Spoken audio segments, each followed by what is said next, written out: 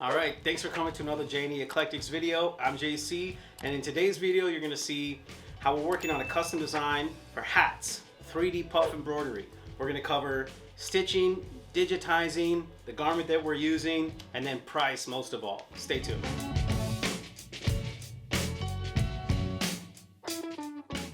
This is why we always run tests.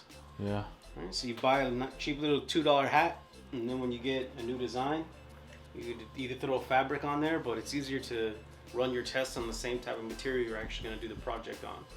So if the order is for this type of a structured hat, then use a cheap structured hat instead of buying extra, right? So you buy a hat, a blank hat, between $4 and $8 depending on the hat. Just get a couple of these from the flea market or the gas station for $2, just for this purpose of testing some different designs and throwing it away. So if you actually end up seeing all this loose thread here, the reason why is because it's stitching here and stitching over here. So it's doing big stitches, and that's why you got all these loose threads here. These ones are here a little tighter. Their stitches are a lot closer. So by changing the angles of the stitching, you can make them a little tighter. So I'm just gonna do one more test. All right, so right now I'm gonna hoop it.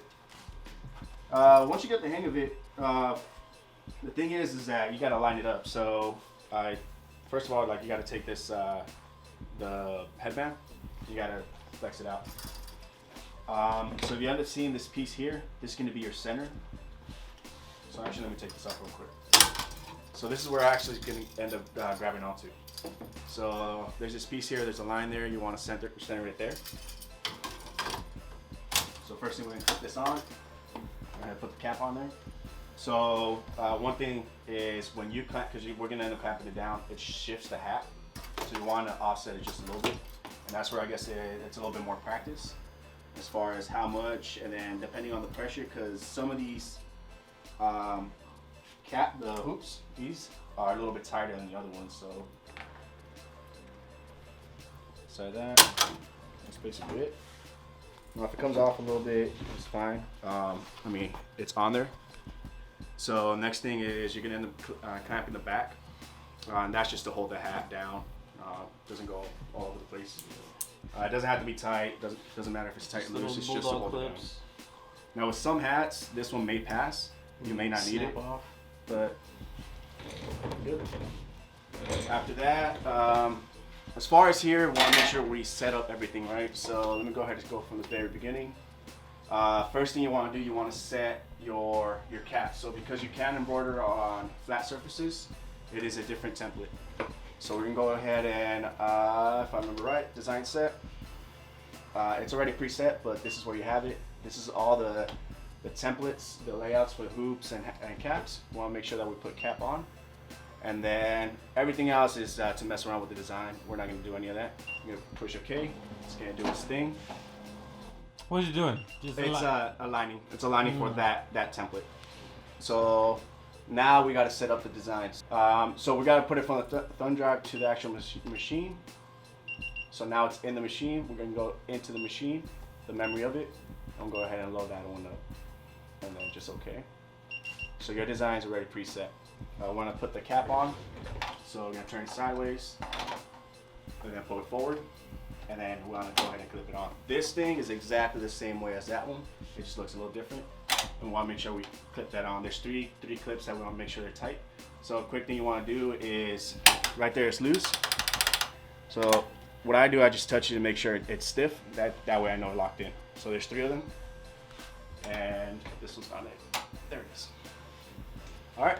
Outside of that is set the colors. So this one's just going to be one color. Just so we can kind of see a little bit better, probably going to end up doing the white, which is back here, number 15. So we're going to go ahead into the threads. 15. Again, it's only one color. If it were to be multiple colors, they'll let you put multiple colors. There's a couple other functions we could do here, but we're not going to worry about that right now. Then we're actually going to put the puff, but that's going to come up a little later. So next step you want to do is you want to trace it. So the reason why you want to trace it is you want to make sure that needle's not going to hit the metal pieces on this. So we're going to go ahead and trace it. It's going to go ahead and move over to needle number 1. And I just want to hold it down. I just want to make sure that it's not going to hit that piece back there. All right, so there's a second trace, which actually, because this piece is here, I'm gonna move the design over here. So I'm gonna go ahead and unlock it real quick and move it first. So right there's my center. I'm gonna lock it again, do the trace one more time. This trace is making sure that your image stays on the hat, on the exact part of the hat where you want it, but also that your needle is not gonna hit the metal hoop that your hat is on. So if that needle touches, you're gonna get all kinds of errors. You're gonna definitely break a needle. You can mess up your machine and throw the axis off by hitting metal on metal there. So you want to make sure that if this is the hat surface, when you're doing that trace, that you're not hitting any of that hoop that the hat is actually mounted to. How much are the needles? They're relatively cheap. They come in a pretty good pack, but since they can break almost any time, you want to try to avoid it as much as possible. Yep. So the very first trace, that does a general trace. So let's say this was the look of your design. What it's going to do, it's going to basically make like a phantom box, and it's going to make a general outline. The second outline you want to make sure you do is this little heart here. With that heart, it's actually going to outline the borders of your design. See, I'll zoom in on his finger here. He's going to hold the first needle down. It's going to show exactly where the design will be stitched into the cap.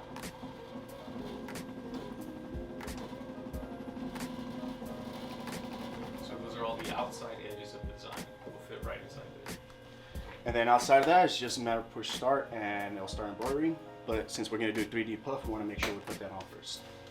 So a couple different things you can do. You can hold it on there. You can do adhesive. One of the things we actually have is this pin needles. Pin push. cushion. Yeah. Pin, little straight pins. Basically, we know that we're going to do the embroidery with white thread.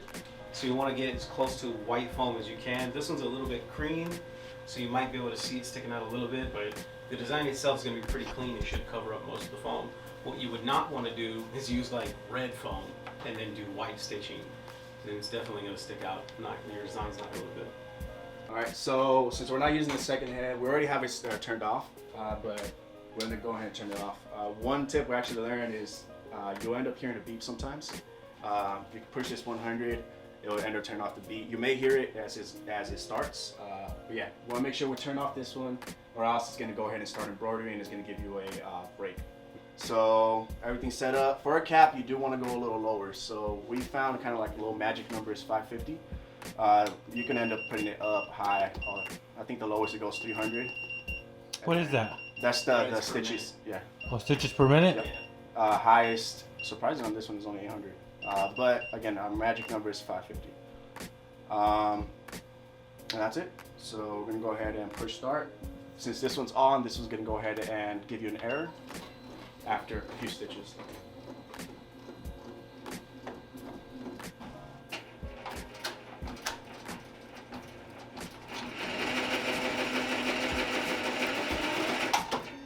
So that's the error it gives you, and that's why we want to make sure we always turn it off.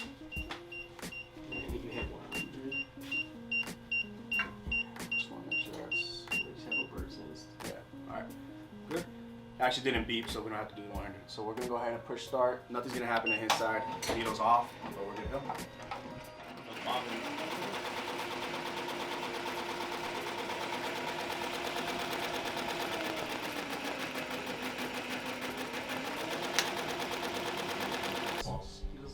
Oh wait, bobbin. It's finally out. So this is polyester thread. So everything about embroidery is tension. So the colors you want to show on the top are constantly being pulled down by the bobbin, and you want to make sure that the bobbin and thread have the right amount of tension so that the bobbin never shows on the top. It should always stay on the back of your hat or whatever it is and stitches all the thread back. So it kind of like ties a knot basically behind every little stitch. If the thread is off, say you're doing a red shirt and you're doing black thread and you have white bobbin, you'll know because the black thread will have white dots on it. And that means the bobbin's pulling through, so your tension is off. You got to adjust it. So since we got a thread break alert, but the thread and the needle are both intact, then the next thing is that your bobbin here is completely empty. So we've got a little cardboard bobbin. Oh. Nothing in there. So now we go. Let me see the good one. So then the good one. So when you are putting your bobbin in, you want to have the bobbin facing you, and it should be turning clockwise, like that. So bobbin goes in, and there's a little kind of track on the side here. You run your bobbin through there, and 2 loops around this little pigtail until it comes out the top. Then from the back you'll see it runs counterclockwise, but from the front it's running clockwise. That's the direction that it needs to be spinning before you put it back in the machine. And there's a satisfying click when you line it up just right. That's it. And the hat will go right back on. Watch that one. Inside here, it's a little crazy in there, but this is kind of like perfect. So you see the white right in the center is that bobbin. Oh, yeah, let me see. That's how it should go. Black, white, black. So even though there's no white bobbin showing on the other side, well, this is fine. This is the back. This is how it should look. On the front, there's no white. It's all just the thread. So that's how we know that the tension is set correctly for that. We don't know how many threads back it wasn't registering because it was out of bobbin. So when you get an actual thread break, you click on T break here. And when it pops up add, you're gonna subtract a few stitches. And we'll probably subtract just 15, go back about 15 stitches. And then I'm gonna flick this up so that it knows actually do those stitches. Hit start again.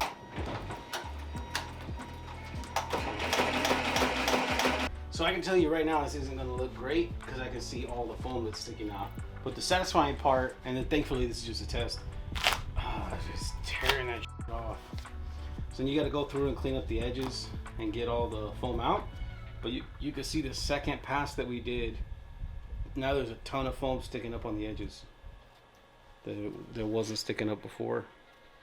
So what does that mean? That means that we got to keep working on the digitized file. That's why we always test it. We would never run the first file we create digitized on the client's actual hat. But we'd run a couple tests first.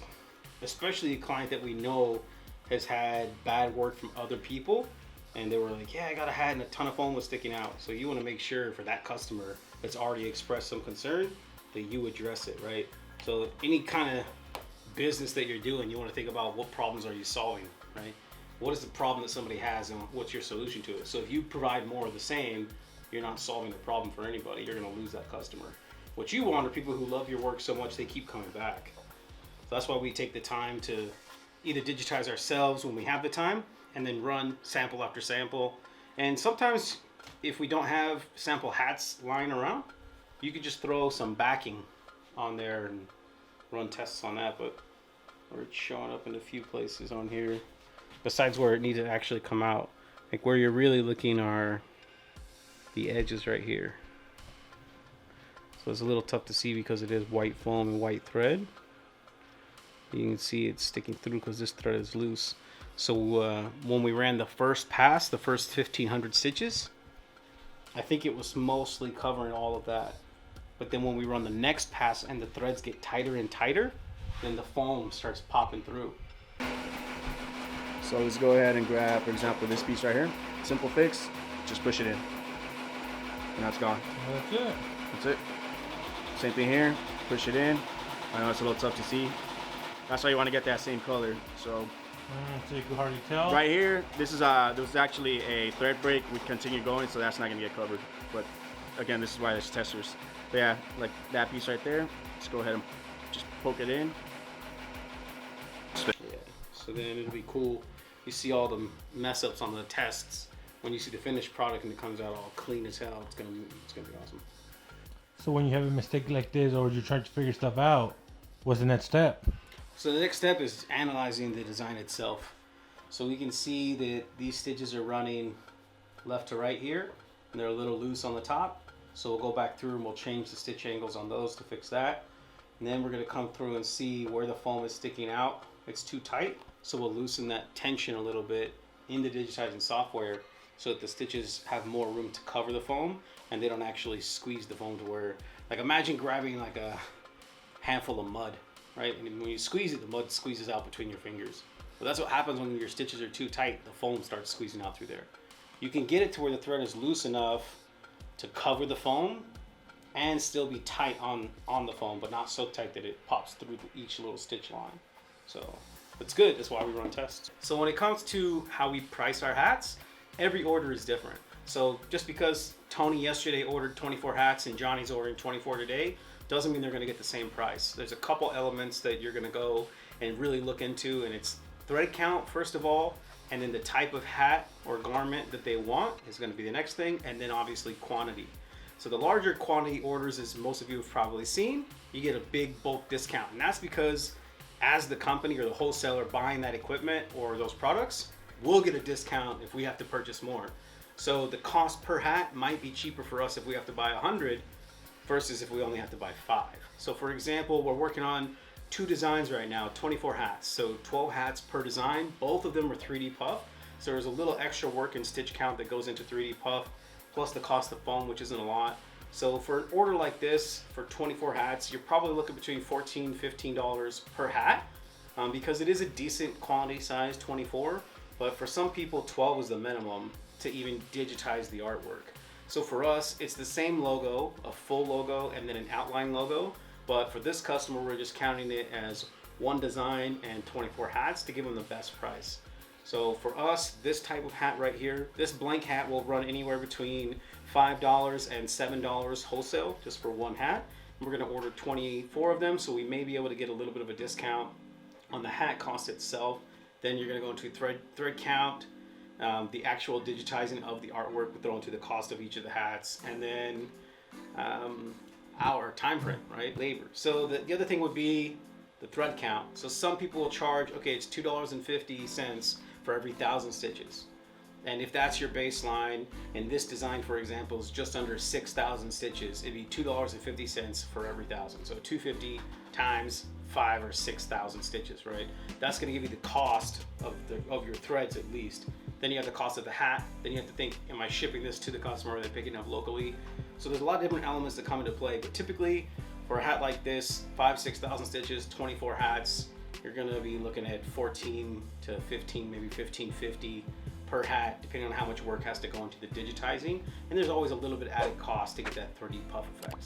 So thank you all for watching. If you like it, like and subscribe. If you want some of this stuff for yourself, all the links are down below. So thank you all for coming.